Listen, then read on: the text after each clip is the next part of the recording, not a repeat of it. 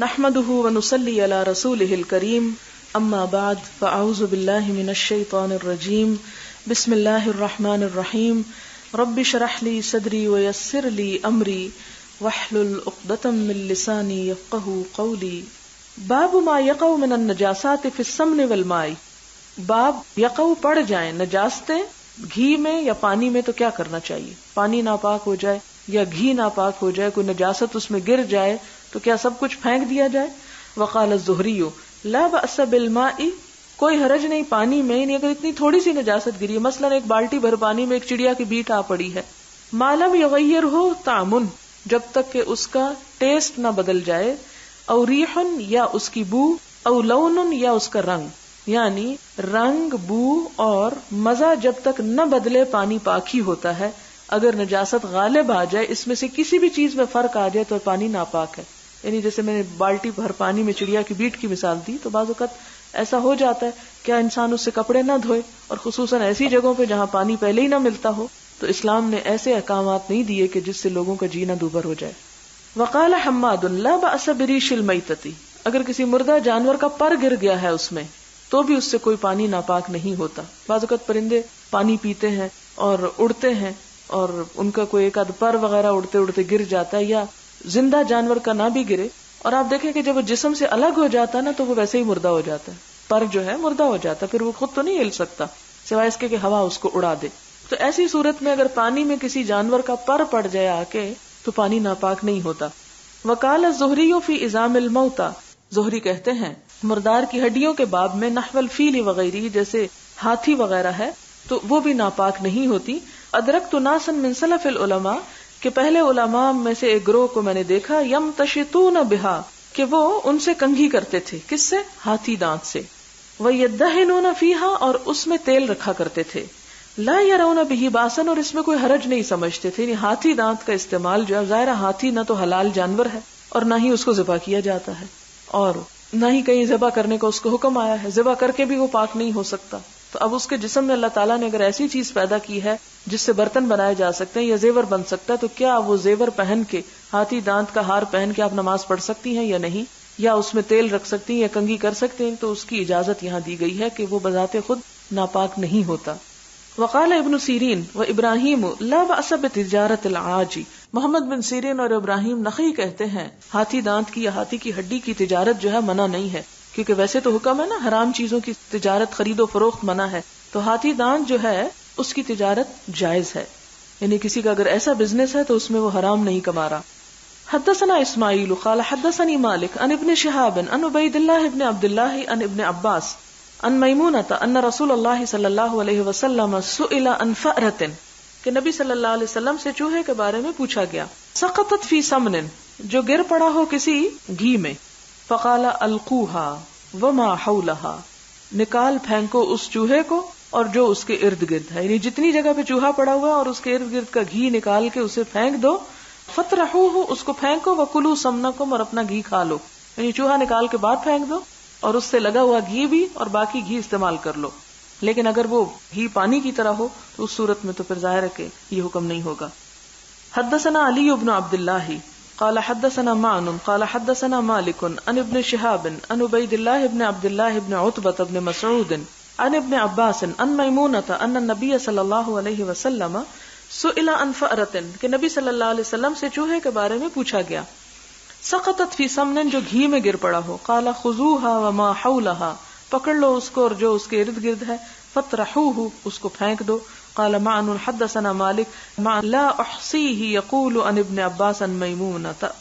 حدثنا احمد بن محمد قال اخبرنا عبد الله قال اخبرنا معمر عن حمام بن منبه عن ابی ہریرہ عن النبی صلی اللہ علیہ وسلم قال, فرمایا کل کلم یکلمہ المسلم, ہر زخم, کلم زخم, آپ دیکھیں کہ کلمہ کا جو لفظی معنی ہے کاف لام میم, جو اس کا روٹ ہے, اس کا معنی ہوتا ہے زخمی کرنا. تو بہت سی باتیں بھی انسانوں کو زخمی کر دیتی ہیں, اور اسی لیے کہتے ہیں نا کہ تلوار کا زخم مندمل ہو جاتا ہے لیکن زبان کا زخم مندمل نہیں ہوتا. تو کل کلم, ہر وہ زخم, یکلمہ المسلم, زخم کھاتا ہے اس کو مسلم, یعنی کسی مسلمان کو جو زخم لگ جاتا ہے فی سبیل اللہ, اللہ کے راستے میں, یکون یوم القیامتی, ہوگا قیامت کے دن کا ہیئتھا، اپنی شکل پر، یعنی وہ زخم بعین ہی اس کے جسم پر موجود ہوگا اللہ کے حضور حاضر ہوتے وقت. اذا طعنت تفجر دمن، اگر اس پہ کوئی طعنت یعنی تیر لگا ہو، تفجر دمن تو خون پھوٹ رہا ہوگا. اللون لون الدم، خون کا رنگ خون کا ہوگا.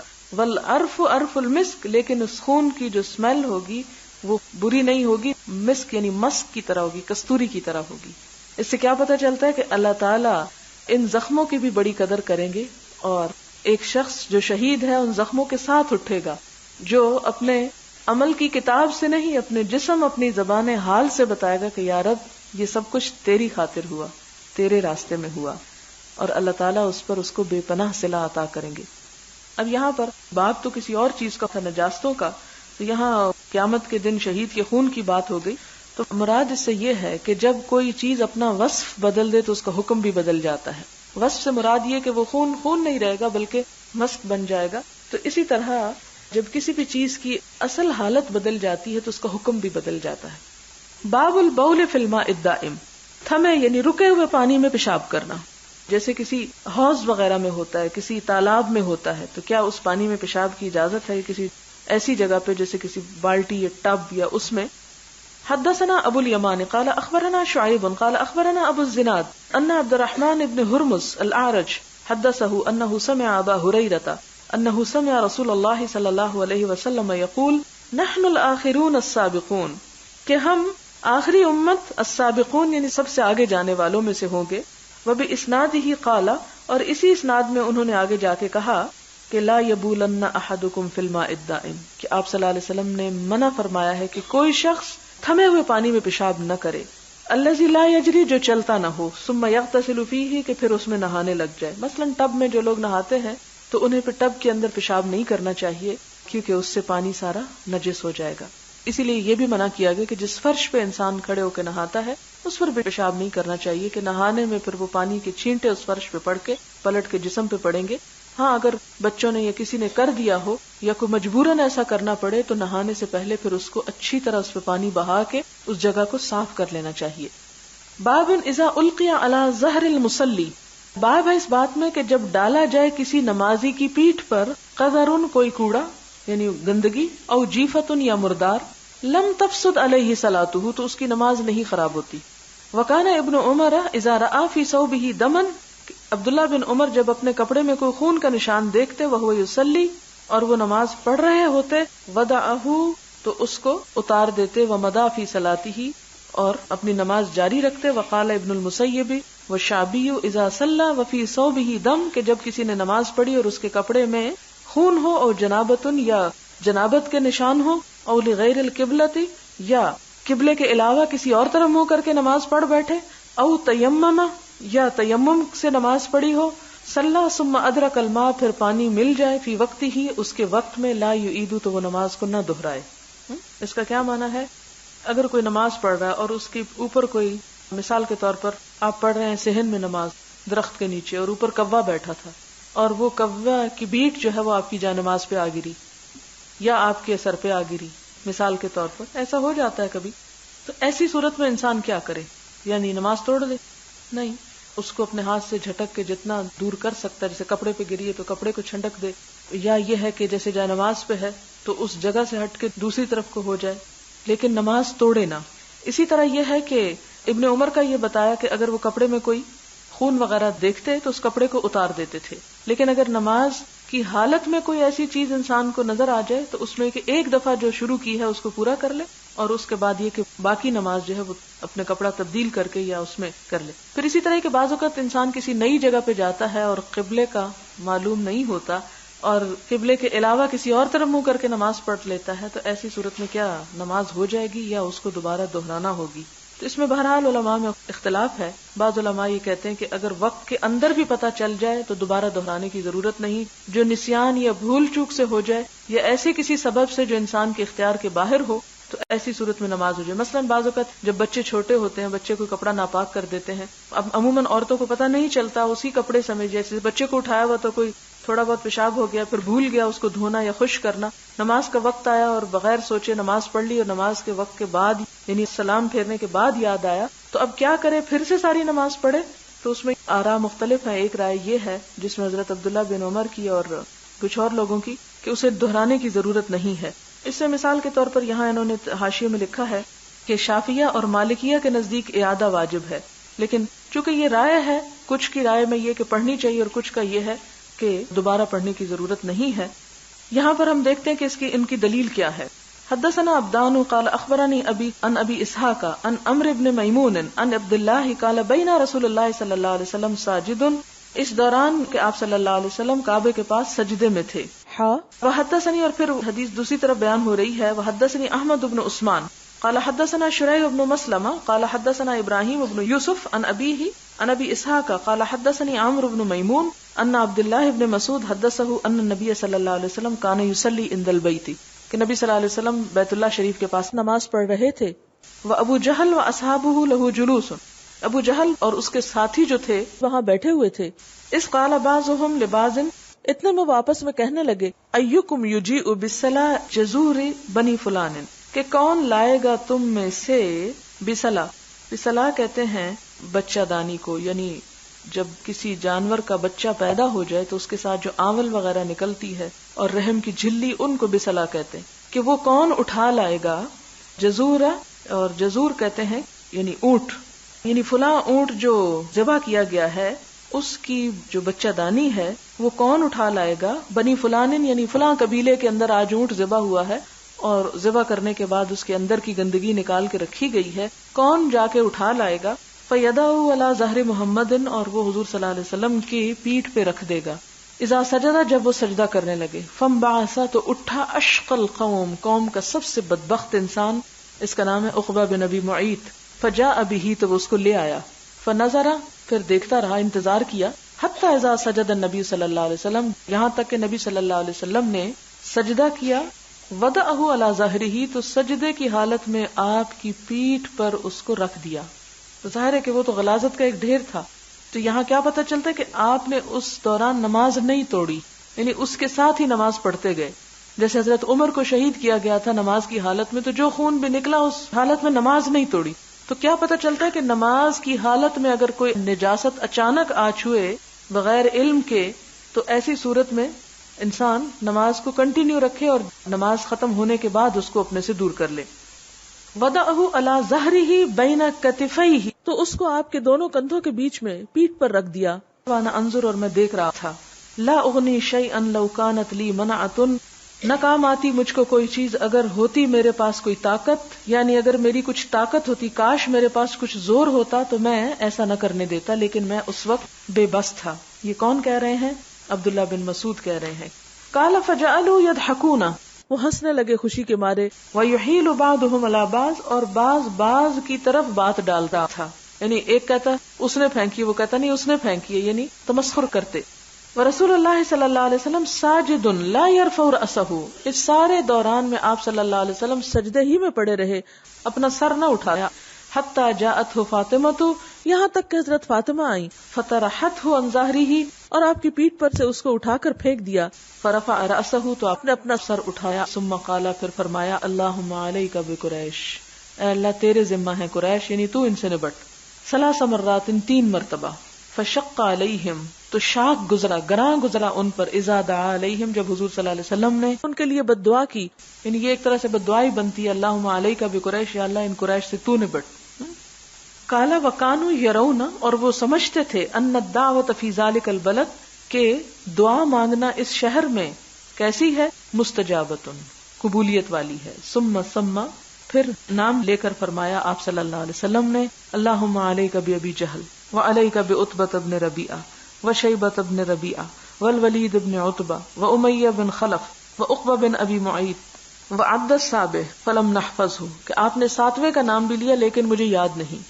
قال فوالذی نفسی بیدی، عبداللہ بن مسعود کہتے ہیں قسم اس ذات کی جس کے ہاتھ میں میری جان ہے، لقد رأیت الذین، البتہ تحقیق دیکھا میں نے ان لوگوں کو، عد رسول اللہ صلی اللہ علیہ وسلم، کہ جن کو حضور صلی اللہ علیہ وسلم نے گنا تھا، یعنی نام لیے تھے جن کے، سرعا کہ وہ مرے پڑے ہیں، پچھڑے پڑے ہیں، فی القلیب، قلیب بدر، قلیب کہتے ہیں پرانے کنویں میں، یعنی بدر کے پرانے کنویں میں ان سب کی لاشوں کو پھینک دیا گیا تھا.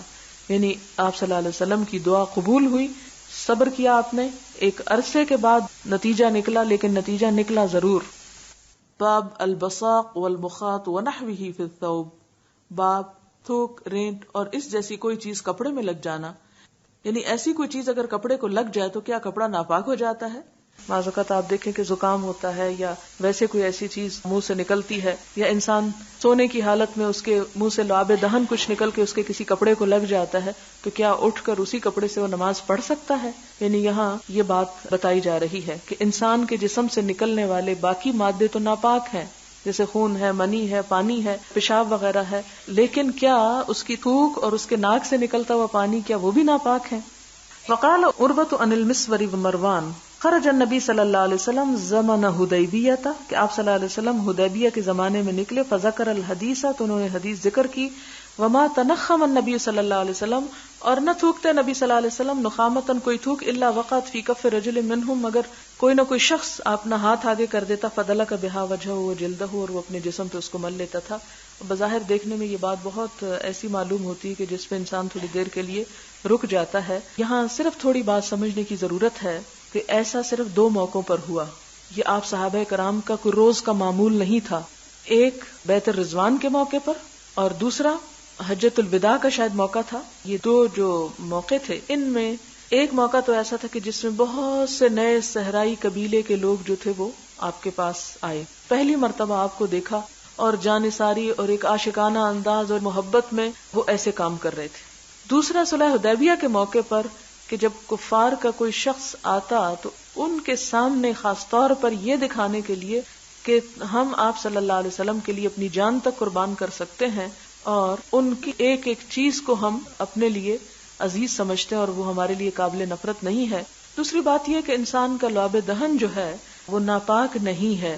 اصل میں مسئلہ اس سے یہ ثابت ہوتا ہے، اور لعاب دہن میں خصوصاً صحابہ کرام کو حضور صلی اللہ علیہ وسلم سے جو محبت تھی، اس محبت کی وجہ سے، اور پھر میں نے آپ کو یہ بتایا کہ یہ عموماً جو نئے لوگ آتے تھے، صحرائی یا بدوی، ان سے یہ حرکات ہوتی تھی اور ان کے اپنے ایک انداز ہوتے تھے جو کہ عام جو آپ کے تربیت یافتہ صحابہ آپ کے ساتھ رہتے تھے وہ ایسا نہیں کیا کرتے تھے. اور یہاں پر یہ پتہ بھی چل رہا ہے کہ زمانہ حدیبیہ، یہ واقعہ جو ہے یہ حدیبیہ کے دور میں ہوا، بیت الرضوان کے موقع پر، جبکہ حضور صلی اللہ علیہ وسلم نے بیعت لی اور سب صحابہ کرام ایک طرح سے انتہائی جوش اور ولولے کی حالت میں تھے کہ ہم بغیر اسلحے کے بھی آپ کے ساتھ لڑ جانے کو تیار ہیں. اور شاید اس میں بھی کچھ حکمت تھی کہ یہی چیز دیکھ کر وہ واپس پلٹا اور اس نے کہا کہ تم محمد صلی اللہ علیہ وسلم کا مقابلہ نہیں کر سکتے. اس شخص کی اپنے ساتھیوں کے دلوں میں ایسی محبت ہے کہ وہ تو اس کا تھوک بھی نیچے نہیں جانے دیتے. ایک تھوک ہوتا ہے کہ جو انسان اپنے منہ سے کسی غلاظت کو نکالتا ہے، اور ایک جیسے لعاب دہن کے طور پر، تو اس لعاب دہن کی یہاں پر بات ہو رہی ہے کہ صحابہ کرام کو وہ تک عزیز تھا. اب اس میں یہ کہ اگر آپ کے دل میں کوئی ایسی بات ہو اور اگر آپ کو عزیز نہ ہو تو نہ ہو، لیکن یہ ہے کہ آگے یہ آپ پڑھیں گے کہ آپ صلی اللہ علیہ وسلم اتنی شدت کے ساتھ مسواک کرتے تھے کہ آپ کے حضر اور سفر اور ہر جگہ پر وہ مسواک جو تھا آپ کے ساتھ ہوتا تھا، اور اتنا زیادہ کہ بعض اوقات اس طرح کی آواز آتی تھی جیسے آپ کہہ کرنے لگے ہو، یعنی بہت شدت کے ساتھ. اور آپ صلی اللہ علیہ وسلم نے یہ بھی فرمایا کہ اگر میری امت کے اوپر گناہ نہ گزرتا تو میں ہر نماز کے ساتھ مسواک جو ہے وہ فرض کر دیتا. اور آپ صلی اللہ علیہ وسلم کے منہ کی جو صفائی تھی اس کا وہ حد درجہ اہتمام کیا کرتے تھے. تو ان ساری باتوں کو مد نظر رکھیں تو شاید یہ بات سمجھنا آسان ہو. حدثنا محمد بن یوسف قال حدثنا سفیان عن حمید عن انس قال بزق النبی صلی اللہ علیہ وسلم فی ثوبہ، کہ نبی صلی اللہ علیہ وسلم نے ایک دفعہ اپنے کپڑے میں تھوکا. کپڑے میں اس لیے کہ جیسے اس زمانے میں زیادہ ٹیشو پیپر نہیں تھے اور رومال وغیرہ جیسی چیز ہوتی تھی، تو اس میں بعض اوقات ایسا موقع انسان کو پیش آ جاتا ہے کہ مجلس میں بیٹھا ہوا ہے اور انسان سب کے سامنے کہیں نہیں تھوکتا، اور ایک طبعی ضرورت ہے، بعض اوقات انسان کی ایسی حالت ہوتی ہے کہ تھوکنا پڑ جاتا ہے. تو اس پر آپ نے کیا کیا کہ انہوں نے کپڑے کے اندر ہی اس کو تھوک لیا. اور اس سے یہ بھی اجازت ملتی ہے کہ کپڑے کے اندر بھی انسان جسے ناک صاف کر سکتا ہے یا تھوک سکتا ہے بوقت ضرورت. قال ابو عبداللہ طولہ ابن ابی مریم، ابن ابی مریم نے اس حدیث کو لمبا بیان کیا ہے. قال اخبرنا یحیی بن ایوب قال حدثنی حمید قال سمعت انس ان نبی صلی اللہ علیہ وسلم، اور اس کی دوسری بھی سند جو ہے وہ ملتی ہے. باب لا يجوز الوضوء بالنبیذ، نبیذ کے ساتھ وضو نہیں کرنا چاہیے. نبیذ کہتے ہیں کھجور کے شربت کو جو میٹھا ہو لیکن اس میں ابھی نشہ نہ آیا ہو. بعض فقہا نے اس کو جائز قرار دیا ہے اور بعض کے نزدیک جو ہے وہ ناپسندیدہ ہے. یہ پھر آراء پر مشتمل ہے. ولل مسکر، اور نہ کسی نشہ آور چیز کے ساتھ وضو کرنا چاہیے. وکرہہ الحسن، اور حسن بصری نے اس کو ناپسند کیا. وابو العالیہ وقال عطاء التیمم احب الی من الوضوء، عطا کہتے ہیں کہ ایسی صورت میں جب پانی نہ ہو، صرف نبیذ اور شراب ہو، تو میں ان سے وضو کرنے کی بجائے تیمم کو ترجیح دوں گا. بالنبیذ واللبن، نبیذ اور دودھ کے مقابلے میں، یعنی دودھ سے وضو کرنے کی بجائے پھر میں تیمم کرنا پسند کروں گا. بعض اوقات یہ لوگ صحرا میں جاتے، پانی پینے تک کو نہیں ملتا تھا، اونٹ وغیرہ ہوتے تھے ساتھ، ان کا اونٹنیوں کا دودھ دو لیا کرتے تھے، تو اونٹ میسر ہے یا اسی طرح کوئی ڈرنکس اپنے پاس ان کے ہوتے تو وہ ظاہر ہے وہ پینے کے کام آتے. تو اس میں بعض علماء نے یہ کہا کہ ایسی صورت میں تیمم کی بجائے انہی چیزوں سے وضو کر لینا چاہیے، اور بعض نے کہا کہ نہیں، یہ چیزیں تو کھانے پینے کی ہیں، وضو کا الٹرنیٹ اللہ تعالیٰ نے تیمم دیا ہے اور تیمم کر لینا چاہیے. دیکھیں اس میں سے کسی نے ایک کو اختیار کیا، کسی نے دوسرے کو. اب ہر ایک اپنے دل کی تسلی جس پر بھی اس کی بیٹھتی ہے وہ اسے اختیار کر لے، کیونکہ آپ صلی اللہ علیہ وسلم سے براہ راست کوئی چیز ثابت نہیں ہے. اب اس میں ایک اور حدیث آپ یاد رکھیں ان چیزوں کو سمجھنے، کیونکہ بعض اوقات آپ کہیں گے یہ لیں یا یہ لیں، کیوں یہ لیں اور کیوں وہ نہ لیں. اس میں آپ دیکھیں کہ اس کی کئی ایک مثالیں ہمیں حضور صلی اللہ علیہ وسلم کی زندگی میں بھی ملیں گی کہ ایک ہی آپ کے حکم کو صحابہ نے مختلف طریقے سے کیا اور آپ نے کسی کو بھی برا نہیں کہا. مثلا ایک دفعہ آپ نے حکم دیا کہ تم اس وقت تک نماز نہ پڑھنا جب تک کہ وہاں ایک خاص جگہ پہ نہ پہنچو. اب کچھ صحابہ کرام نے دیکھا کہ سورج غروب ہونے کا، انہوں نے وہی رستے میں ہی پڑھ لی، اور کچھ نے کہا نہیں، چونکہ آپ نے ہمیں کہا تھا کہ وہاں پر پہنچ کے پڑھنا، آپ کا مقصد کیا تھا کہ اتنا تیز چلو کہ وہاں جا کے اثر پڑھ سکو. تو کچھ نے کہا کہ اصل میں آپ کا مقصد یہ تھا کہ ہم جلدی چلیں اور نہیں چل سکے تو یہیں پڑھ لیتے، اور بعض نے کہا نہیں، چونکہ آپ نے کہا تھا وہیں پہنچ کے پڑھنا تو اس لیے ہم تو وہیں پر پڑھیں گے. جب حضور صلی اللہ علیہ وسلم کو پتا چلا تو آپ نے صرف مسکرا دیا، نہ ان کو برا کہا نہ ان کو برا کہا. اب ایک ہی معاملے میں دو رائے ہو گئی، دو عمل ہو گئے، آپ نے دونوں کو اپروو کر دیا. تو اس طرح کی چیزوں میں جس میں آپ صلی اللہ علیہ وسلم سے براہ راست کسی حکم کو دو مختلف طرح سے بھی سمجھ لیا جائے اور ان میں سے کسی ایک رائے پر عمل کر لیا جائے تو اس میں حرج کی بات نہیں ہے. حدثنا علی بن عبد اللہ قال حدثنا سفیان قال حدثنا الزہری عن ابی سلمۃ عن عائشۃ عن النبی صلی اللہ علیہ وسلم قال کل شراب اسکر فہو حرام. ہم سے علی بن عبداللہ نے بیان کیا، کہا ہم سے سفیان بن عیینہ نے، انہوں نے زہری سے، انہوں نے ابو سلمہ سے، انہوں نے حضرت عائشہ رضی اللہ تعالی عنہا سے، حضرت صلی اللہ علیہ وسلم نے فرمایا ہر ایک پینے کی چیز جو نشہ کرے وہ حرام ہے. کل شراب، ہر پینے کی چیز، اسکرا جو نشہ کرے، فہو حرام تو وہ حرام ہے. باب غسل المرأة اباح الدم عن وجهه، دھونا عورت کا اپنے باپ کے چہرے سے خون کو، یعنی کیا عورت اپنے باپ کے منہ سے خون صاف کر سکتی ہے؟ وقال ابو العالیہ امسحوا علی رجلی فانها مریضۃ، اور ابو العالیہ نے کہا کہ میرا پاؤں صاف کر دو، یہ بیمار ہے، یعنی اس میں کوئی بیماری ہے. یعنی مطلب اس سے یہ ہے کہ کیا اپنی نجاست کو دور کرنے کے لیے بوقت ضرورت دوسرے سے مدد لی جا سکتی؟ مثلا یہ ہے کہ جیسے کسی کے پاؤں میں کوئی تکلیف ہے یا ایسی تکلیف ہے جسے وہ خود اپنا پٹی نہیں باندھ سکتا، صفائی نہیں کر سکتا، تو کیا وہ دوسرے سے کروا سکتا ہے؟ یا کسی بھی اور نجاست کو اسی طرح صاف کروانے کے لیے اس کو اجازت ہے کہ وہ دوسرے کی مدد لے، تو اس کے بارے میں حدیث ہے. حدثنا محمد قال حدثنا سفیان بن عیینہ عن ابی حازم سمع سہل بن سعد الساعدی وسألہ الناس وما بینی وبینہ احد. سفیان بن عیینہ جو ہے یہ ابو حازم سے روایت کرتے ہیں. ابو حازم کہتے ہیں کہ انہوں نے سنا ہے سہل بن سعد کو. وسألہ الناس، سہل بن سعد سے لوگ پوچھتے ہیں، کیا پوچھتے ہیں؟ وما بینی وبینہ احد، اس وقت کہ میرے اور ان کے درمیان کوئی اور نہ تھا. بأی شیء دبی جرح النبی صلی اللہ علیہ وسلم، کہ نبی صلی اللہ علیہ وسلم کے زخموں کی دوا کس چیز سے کی گئی؟ دبیا، دوا لگائی گئی. فقال ما بقی احد اعلم به منی، تو وہ جواب میں کہتے ہیں کون؟ سہل، کہ اب کوئی دنیا میں ایسا باقی نہیں رہا کہ جو اس بات کو مجھ سے بڑھ کے جانتا ہو. کان علی یجیء بترسہ فیہ ماء، حضرت علی اپنی ڈھال میں پانی لاتے تھے. یجیء بترس، ترس کہتے ہیں ڈھال کو، فیہ ماء جس میں پانی ہوتا. وفاطمہ تو تغسل عن وجہہ الدم، اور حضرت فاطمہ جو تھیں وہ چہرے سے خون صاف کر رہی تھیں. فاخذ، پھر لیا گیا، حسیر چٹائی کو، فاحرق اسے جلایا گیا، فحشیا پھر بھرا گیا، بہی ساتھ اس کے، جرحہ آپ کا زخم، یعنی چٹائی کی راکھ کو ایک طرح سے استعمال کیا گیا خون کے بہنے کو بند کرنے کے لیے. اور یہ آج کل بھی بعض اوقات اس طرح کے ٹوٹکے اختیار کیے جاتے ہیں اور اس سے آپ کا زخم بھر دیا گیا. اس سے پتہ کیا چلتا ہے کہ آپ کی بیٹی اور آپ کے داماد جو تھے وہ آپ کی مرہم پٹی کر رہے تھے اور اس کی اجازت ہے. باب السواک وقال ابن عباس، مسواک کرنے کا بیان. اور ابن عباس کہتے ہیں بت عند النبی صلی اللہ علیہ وسلم فاستنا، میں نے نبی صلی اللہ علیہ وسلم کے پاس رات گزاری تو آپ نے مسواک کیا. حدثنا ابو النعمان قال حدثنا حماد بن زید عن غیلان بن جریر عن ابی بردہ عن ابیہ قال اتیت النبی صلی اللہ علیہ وسلم، کہتے کہ میں نبی صلی اللہ علیہ وسلم کے پاس آیا فوجدتہ یستن بسواک، کہ وہ مسواک کے ساتھ مسواک کر رہے تھے، بیدہ اپنے ہاتھ کے ساتھ، یعنی اپنے ہاتھ میں مسواک لے کر مسواک کر رہے تھے. یقول، آپ کہہ رہے تھے یا آپ کے منہ سے آواز نکل رہی تھی او او، والسواک فی فیہ، اور مسواک آپ کے منہ کے اندر تھا، کأنہ یتہوع، گویا کہ آپ کہہ کرنے لگے، یعنی اینڈ تک اپنا گلا بھی صاف کرتے تھے جس سے پوری طرح منہ سے ہر قسم کی جو میل کچیل تھی وہ نکل جاتی تھی. حدثنا عثمان قال حدثنا جریر عن منصور عن ابی وائل عن حذیفہ قال کان النبی صلی اللہ علیہ وسلم اذا قام من اللیل، آپ صلی اللہ علیہ وسلم رات کے وقت بھی جب اٹھتے تھے، یشوص فاہ، مسواک کرتے تھے. اور یشوص کا مطلب ہوتا ہے دائیں سے بائیں پھیرنا، دائیں سے بائیں مسواک پھیرتے تھے اپنے منہ میں، بالسواک، سواک کے ساتھ، یہ سواک کہتے ہیں مسواک کو دائیں سے بائیں اپنے منہ میں پھیرا کرتے تھے، رگڑتے تھے.